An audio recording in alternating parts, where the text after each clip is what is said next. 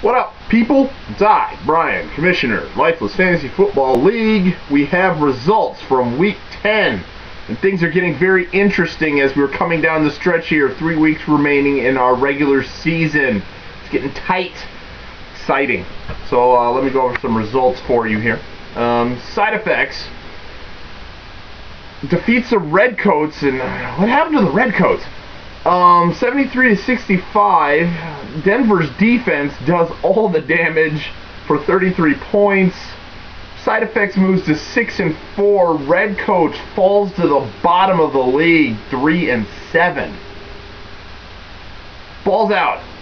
Goes in, defeats the Aphrodisiacs, 80-58.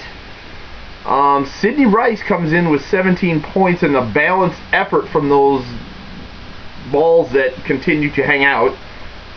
Moves them to 5-4. Aphrodisiacs, which early in the season was looking strong, falls to 4-6. Barney's Bastards on the board. Defeats the Lord Run Kings. He's having a hangover from last week's nuclear explosion. 84-51. Megatron wakes up, goes for 34 points for the Bastards. Moves to 3-7. Lord Ron Kings falls to 5-5. Smoke My Shorts defeats the Kentucky Cold Sticks, 77-60. Smoke My Shorts, led by Mr. Tom Brady, of course, moves to 6-4. Kentucky Hot Sticks, 4-6. Next up, we've got the Convicts continuing to be overpaid. Gets a win over the sliding Logical Intercourse. He's still up there on the top of the leaderboard, but sliding. 99-78. Matt Ryan goes for 37 points to lead the Convicts. Moves them to the cluster of 5-5 teams. Logical Intercourse falls to 7-3.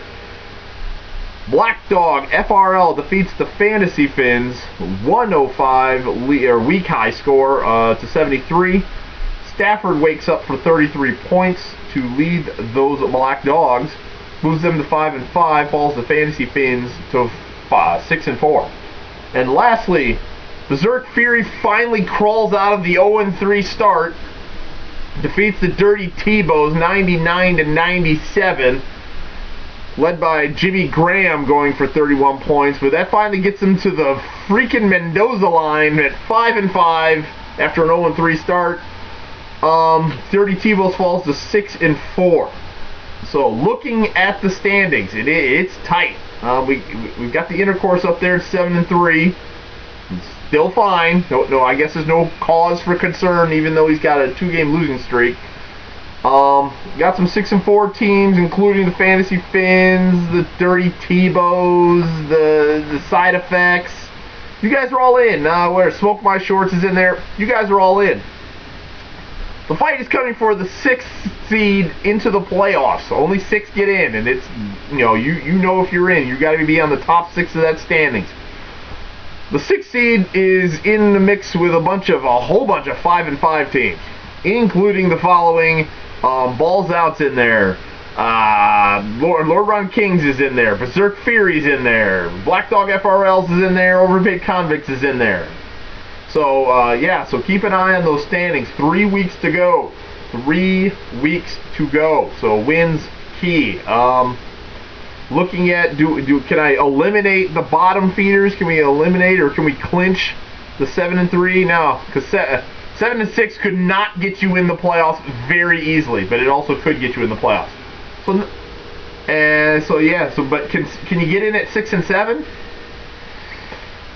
Very difficult to do. That's a lot of teams to hurdle. I don't think 6, especially with a whole bunch of teams at 5-5, 6-7 might not get it. Mathematically, I can't eliminate those Barney's Bastards or the Redcoats, but another week, you lose another one. Like I said, you're not getting in with 8 losses. That's just not happening. So avoid the 8th loss.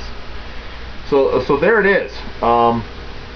That's really all I got this week. I was looking. I didn't even really see a trade deadline, but then again, no one's even sent me a trade. I'm curious if you guys even know how to work the little trade function, but just there it is, trades. But most people, because we got to keep everything even, really usually no one trades. So not concerned about it.